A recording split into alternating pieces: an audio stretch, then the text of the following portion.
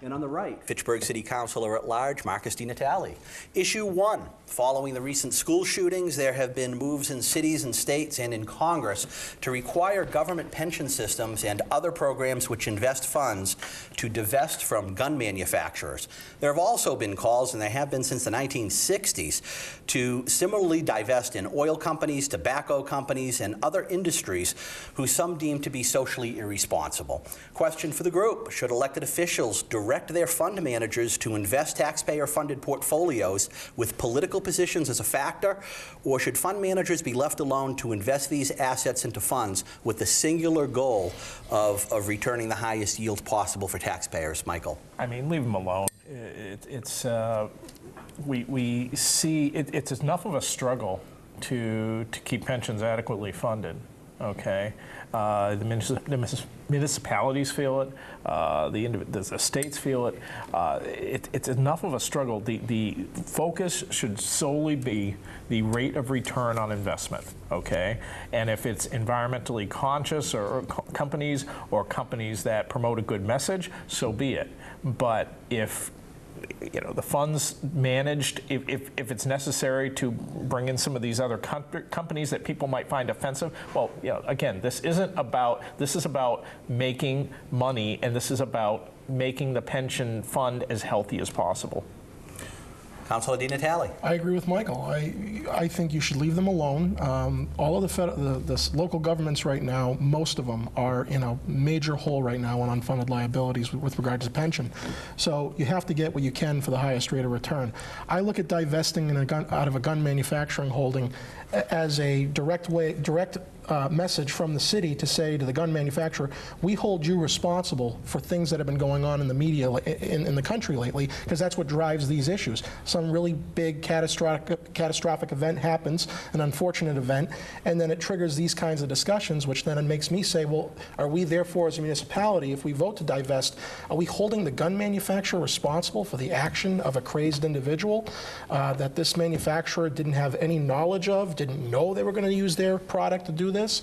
And great majority of constituents too, who are gun owners and responsible gun owners, it's their money too being put into these funds. It's a really fine line to walk, and I would not even get involved in this. I would let it go. Councilor Cormeri. I read a great quote, and I apologize that I won't give it proper credit, but it said that there's more money to be made in vice than in virtue.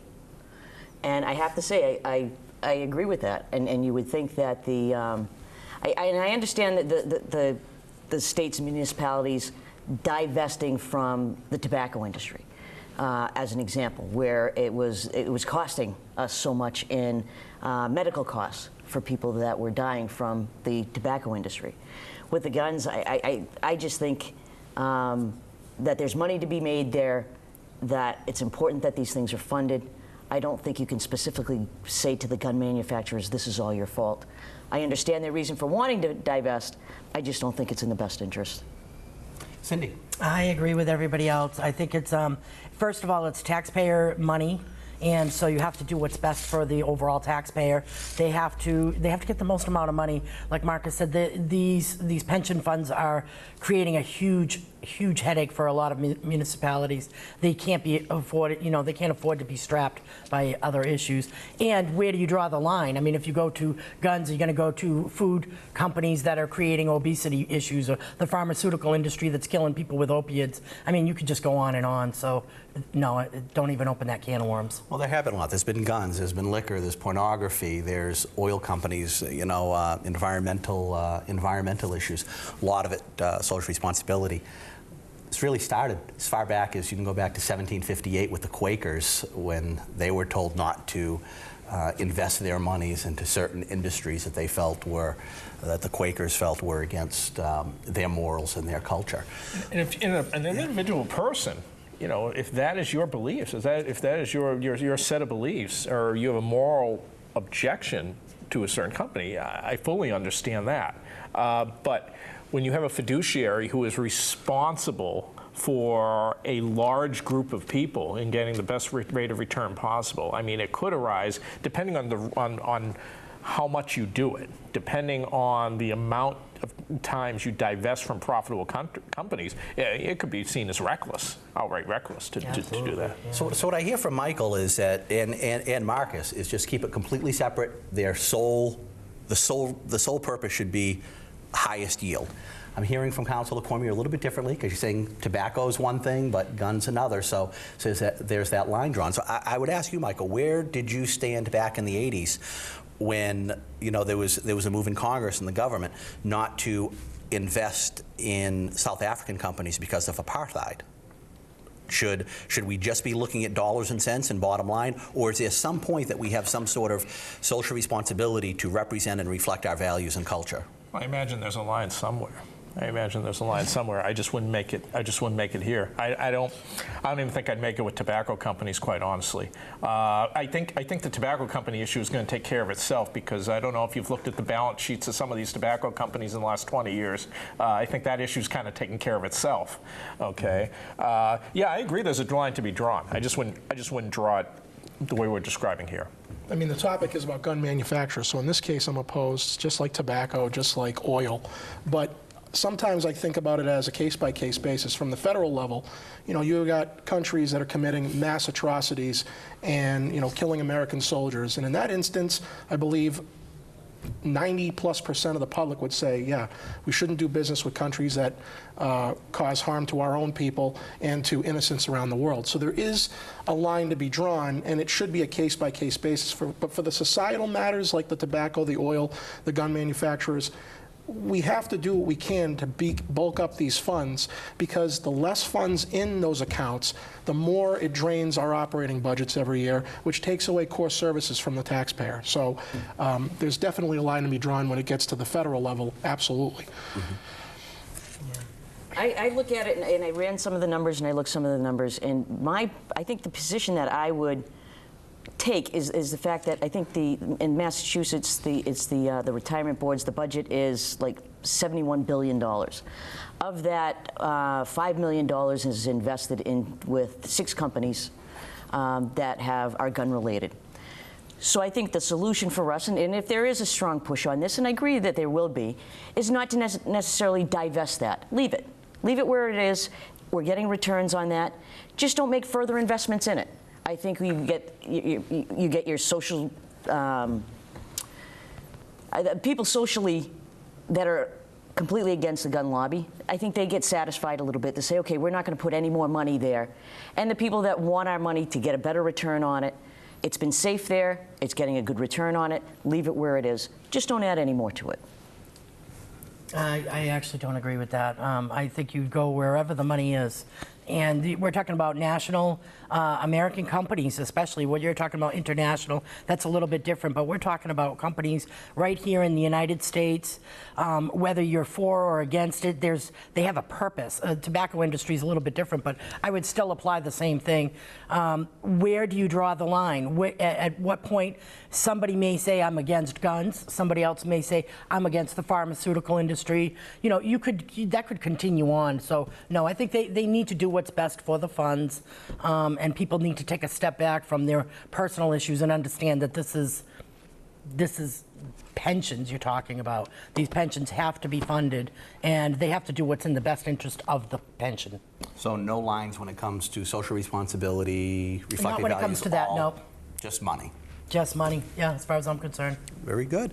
Issue 2. This November, Massachusetts will go to the polls and vote on a constitutional amendment which would enact an additional 4% income tax on people who make over $1 million a year. This money will be earmarked for transportation and education in the Commonwealth. Do you support or oppose this proposal, Councilor DiNatale? I'm opposed, and right now I know it's going before the state Supreme Court to see if it can even go on the ballot. If it does go on the ballot, I will not support it, for the sole reason that, being in government for 12 years, government's very good at always trying to take. There's never any inward look as to where can we make reductions, where can we make some noticeable reforms.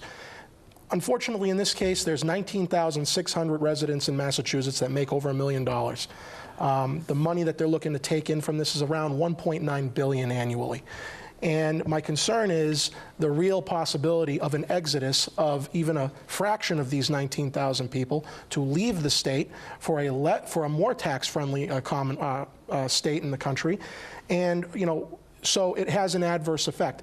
The other issue is there is some talk in the legal sense of, can this even be earmarked for transportation and education? Or does the state government have the authority, the discretion to spend it on whatever they want? That hasn't been determined yet. But given the way the state runs, I'm not convinced that if they get this extra money, they're going to put it to good use that the residents can see a noticeable effect from. And where does it end there? The budget keeps going up by 4 or 5% a year. I mean, in a couple of years, we'll have them come back and say, we need another tax, or we need more money. So I'm opposed to it 100%. Councilor Cormeri. I would love to say I am for it 100%. I can't, and I understand. I understand the issues that you have with it. I also would take into account the people that are one-time millionaires. These are people that don't have a steady income of $1 million, but because of retirement, because they sell a family business, all of a sudden they get thrown into that tax bracket. So those are the people that I would be leery of. But otherwise, listen, there is a great need there. I don't buy the statistics that if you add this tax, there'll be a mass exodus. So for that reason, I do support it. I think the middle class has been taxed to the extent that, you know, they're just hanging on. We're just hanging on by our fingertips to stay in the middle class. I think that there is this untapped resource that we need to tap into it. And with this increase, it's not going to put us at the very top. It's going to put us at about I think the 4th or 5th highest in the country. And I think Massachusetts, I think we can support that. Cindy. I oppose it. I think that at this particular point, I mean, if you're making over $500,000 a year right now, you're already paying 42% in payroll taxes. So to add another 4% state tax, you're getting almost to 50% tax rate. I just think that will discourage people. For me, and I may be alone in this, but I mean, the goal in life is to make money. We want to make money. I mean, I'd love to be a millionaire. That's my goal. I'm working towards it. Will I ever see it? Maybe, maybe not. But I don't want to discourage people from doing that. And I would be discouraged knowing that if I get over a certain level, 50% of my taxes, you know, 50% of my incomes go into taxes. I don't agree. They're already paying enough. Michael. Well, Marcus, it was fun while it lasted.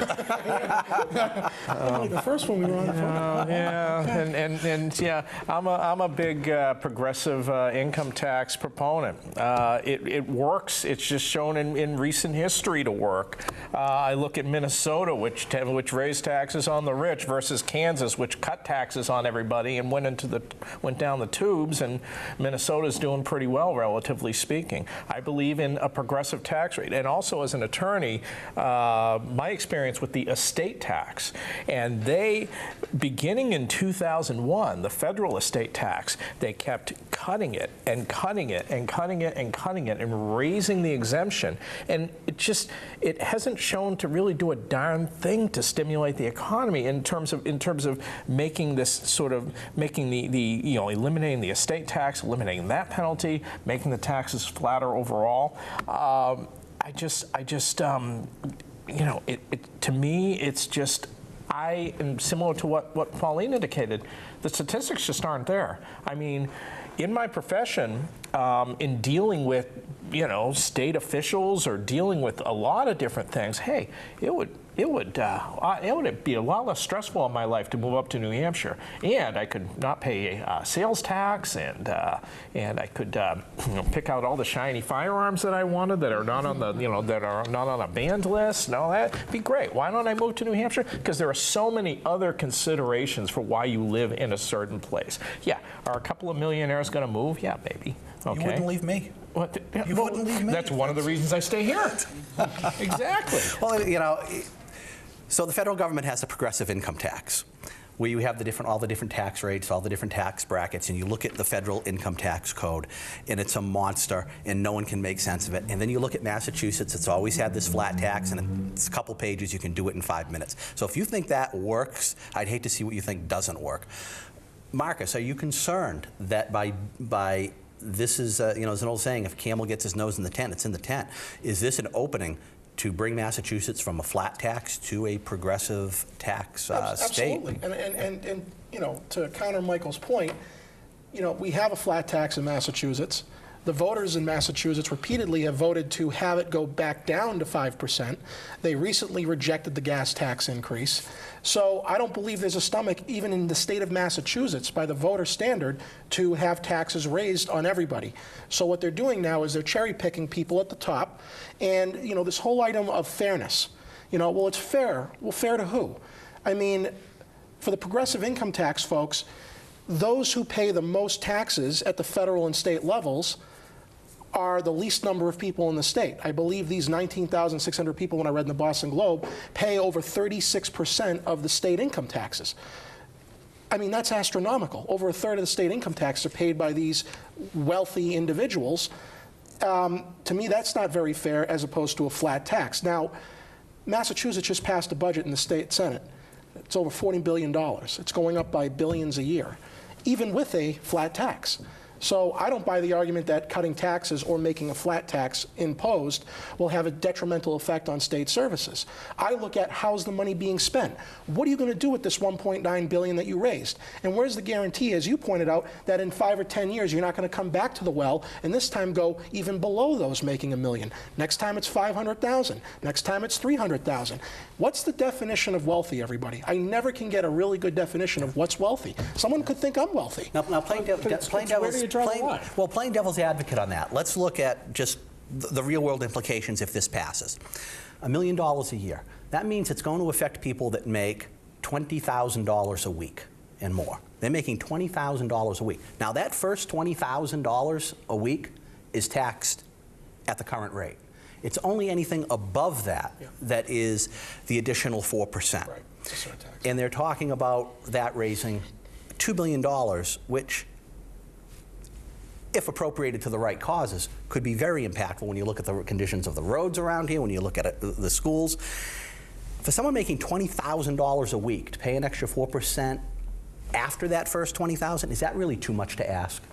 I don't think it is. I think when you get up into that threshold, then asking for that little extra and paying that little extra is not too much to ask. I agree that I think it's going to be very interesting to see what the SJC has to say, and whether or not that this can even be on the ballot. You know, can they? You know, they're not allowed to have anything on the ballot that is a specific appropriation. So it'll be interesting to see. I don't agree that it should be there and to be spent willy-nilly, whatever we want. But is there a serious need in education and transportation, our roadways? Absolutely, I agree. And under those circumstances, I would wholeheartedly support it. Are you concerned at all that this is the way of the camel getting its nose in the tent towards a progressive income tax in the state? Do we set this precedent? I think it's time. And really, the opposite has happened. I mean, in the 50s, we had a 90% top income tax rate, okay? Until 1980, we had a 70% top income tax rate. And again, progressive taxes, you bring up a good point. First of all, you know, the whole simplicity of the form thing has never been it's never been persuasive on me. Okay, you have to fill out a tax form. You have to fill out a tax form, whether it's 1 page or 6. Okay, but again, the progressive tax rate is only that amount above the certain amount. And when we had that 90% top rate for that top amount, had that 70% rate for that top amount. Okay, we built the interstate. We built the interstate system. We ran deficits that, even taking inflation into account, ran much smaller than they do nowadays. So you can't say that progressive taxation system didn't work federally. Well, we went the opposite way. Never mind the camel nose in the tent. The camel got his nose out of the tent. We went for less and less and less, and the federal taxes are becoming more and more regressive, more flatter each time that one of these tax cut rounds has passed. Well, how's that working out for us? It's a documented fact that in the 80s, when they made that significant tax cut, more money than ever before flowed into the federal treasury. How it got spent, how it got appropriated is a different story, which is where my focus is always. How's the money being utilized, not how much are we going to raise? It's a documented fact when you lower taxes across the board, more money flows into the treasury. And so the Laffer curve is real. I'm going based on federal IRS statistics that I read last night. I'm just going based The on other federal issue IRS that statistics. none How it of gets us have spent's a talked different about story. is I mean, when you look at, you're looking at the 42% of the payroll taxes. That's not counting what these people are paying in property taxes. If you're a millionaire, you're probably paying pretty high in property taxes. You're paying sales tax on all the little luxury items that you're buying. You know, you're paying luxury tax on certain things. So these people are paying taxes. They're not sliding. They're not getting out of the system. They're paying more than their fair share of taxes. And so the town of Weston has some very nice school buildings as a result of it, and I don't get to enjoy them at all, darn it. but I think you're cherry picking. You're cherry picking people. absolutely, yeah. You're cherry picking. I as a go after the legislator, people I'm that going make to take money, a dart, you know? throw it at the dartboard and go, oh, over $1 million. I mean, Yeah. I don't think it's right of me as a legislator to say I'm only going to cherry pick and discriminate against certain people who make certain amounts. The more money you make, the more we're taking from you. Right. I mean, that philosophy doesn't jive with me. And is the percentage itself too much? It's almost doubles, right? It almost doubles their income Yeah. tax once you get over the $1 million mark. You're okay with that? Do you really think there won't be any flight outside of Massachusetts, especially for those that live close to the border? Sure there will be. Sure there will be. But I mean, you know, we're going to have a net gain. Yeah, I'm confident of that. That's not my biggest and concern. maybe you don't double it. Maybe you do reach a compromise. But again, you do it for those making over $1 million because there's only 19,000 of them in this state. So it's very easy to impose a tax increase on a small segment of people because the majority of voters, it's not going to impact them. Yeah. So it's easy to say. that's why, as you said, it's kind of a backdoor way to get to that progressive point where eventually we're all going to get hit. And it's We're gonna easy get for tax voters to brackets. vote on something that doesn't impact them. Right. Until it does, Yeah, exactly, legislatively down the road. exactly, you know. Issue 3, the Trump administration announced that the United States will be pulling out of the Iran nuclear arms agreement. Is this the right call, Councilor Cormeri? It is not the right call, not surprised. He's been promising to do this all along. He's done it. I think history will tell. We're going to see how how not just the country itself is going to handle it. I think it's a slap in the face to the other countries who are with us, our supporters. Bad call. Cindy? I think it's the right call. I think we should have never gotten into it to begin with. Putting a temporary 15-year period on that, and then what happens in 15 years, it was a bad move to begin with. The other European countries that are not on board with this, that's because of the economic impact that it's going to have on them with their trade agreements. It's not because of they're worried about us. Michael? There's plenty of things I don't know about. And when I don't know about something, I rely on experts in the field to tell me about it and to make recommendations, okay? And this president has shown a pattern over the 2 years he's been in here of not surrounding himself with the best and the brightest like he promised, okay? He surrounds himself with yes men and hawkish neocons like Paul Bolton. I don't rely on people like that. I don't rely on yes men to tell me what to do. I don't rely on I didn't like the previous president, so I'm going to reverse everything he did type of rationales, okay? If you're going to tell me that objective, non-politicians, objective experts in foreign policy and foreign communications and dealing with other countries, which I'm sure you can find plenty of non-political ones, or at least minimally political ones. If you're telling me that a majority of those people, or a substantial number of those people would support this, then I'd be on board. I haven't seen that yet. Marcus? I'm totally in favor of the backing out of the agreement, and I try to look at this, though, not in the lens or the prism of Democrat versus Republican, but common sense. I look at the fact that this is a regime, an oppressive regime, that is documented to kill American soldiers, fund terrorist organizations that are hostile towards us, kill their own people, and they're a pariah in that region. In Syria, with Israel, the Saudis, the Jordanians, the Kuwaitis, they were all against this agreement, as obviously Israel. I look at what was in the deal, and I look at the fact that the Senate Minority Leader currently, Chuck Schumer, not only did he vote against this agreement, as did some other Democrats on the Senate as well, he made a statement when he voted against it stating what was wrong with the deal. And I look at the fact that Chuck Schumer was against this deal. And I looked at the deal in the text, and the areas that are of concern is there's a sunset clause. So after 10 years, The Iranians are free to pursue whatever they wish to pursue after those 10 years are up. This comment that Trump makes about, well, we gave them $150 billion. We didn't give them $150 billion. We took assets that were previously frozen and we unfroze them, allowing them to now do business with certain areas. It was their assets that they now are free to use for whatever they want. There's no restrictions. So there's people who have obvious concerns that they're funding terrorist organizations and still conducting their program. And the Israelis provided incontrovertible evidence that they are still working on a program, even though they're not supposed to. And the last thing I'll say is, the inspection part of that agreement specifically stated that the American government or the UN inspectors cannot go on Revolutionary Guard military sites to inspect any activity, and that's where the majority of their fissile material is made. So I didn't see this as an agreement, and plus I thought it should have been a treaty. I didn't think it should have been just a majority vote of the Senate. I think it should have got 2/3 of the Senate to pass as a treaty. But so I subscribe to the Reagan model of trust but verify. This agreement had way too many trusts and not enough verifies in it. I agree. Well, you know, President Kennedy said that we should never negotiate out of fear, but we should never fear to negotiate. It's easy to negotiate with our friends. It's tougher to negotiate with people that we don't see eye to eye with. And yeah, they are a regime that that doesn't share the same cultures and same values as we do. But Trump's own State Department has said that Iran has complied with the UN inspections to ensure that they're not enriching uranium. Okay, it is working, and now that we're pulling out of that, which means no more inspections. They're going to be free to go back to developing their nuclear arms. And in addition, because of the imposed restrictions again, their oil production is going to be cut by 1 million barrels a day. And what's that going to do to the rest of the economy? I mean, contrary to what marketing campaigns, America doesn't run on Dunkin' Donuts. It runs on petroleum. So how does that affect us? We're going to stop inspections. They're going to be able to do what they want, and our gas prices are going to go up. Who's getting rich? The Saudis. The Saudis are getting rich. I reject the premise it's not working.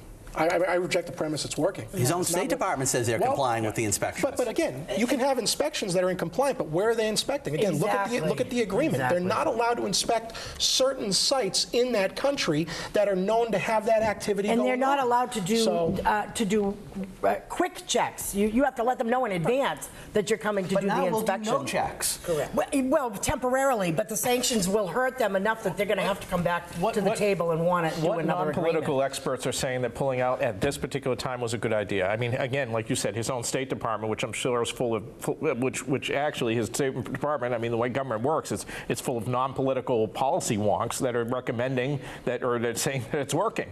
Okay, again, where are the experts? I'm not going to rely on Chuck Schumer. I'm not going to rely on Mitch McConnell. I'm not going to rely on Donald Trump. I mean, I want to see non-political experts that are saying this agreement was a bad idea and it's not working. I just haven't seen it.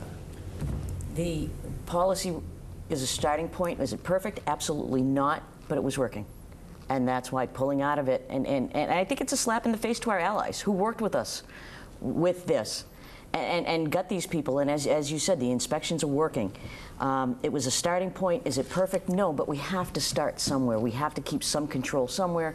And I think we've just let it pulled out completely, and I think history is going to tell. So Shane, we should have worked on it, tweaked it, modified it rather than pulling out? Absolutely. You know what else was working? The sanctions before we did the agreement. Yeah, it was crippling exactly. that regime. There was an Arab Spring, and then we backed away. And $4 gasoline. That's always wonderful. But Well, the most important question. But so we should help fund the terrorists because we're getting cheap gas, right? And we're not doing that with Saudi Arabia. We're not doing that with Saudi Arabia if they're our allies, so that's okay. So we're going to pick and choose But which that's okay. social issues are really important. Whoever gives the most campaign funds. Right? Remember all Okay, those, Trump over there rubbing the globe, okay, with the Saudis, and now all of a sudden they're going to... remember all those Iranian... The Saudis, the ones that donated $25 million to the foundation. Okay. So they just bought their way into that Laurel or one. Yanny? I only hear Yanny. Yanny, that's all I hear. Laurel. Yanny. The correct answer is Laurel. Thank you for joining us. Cut off.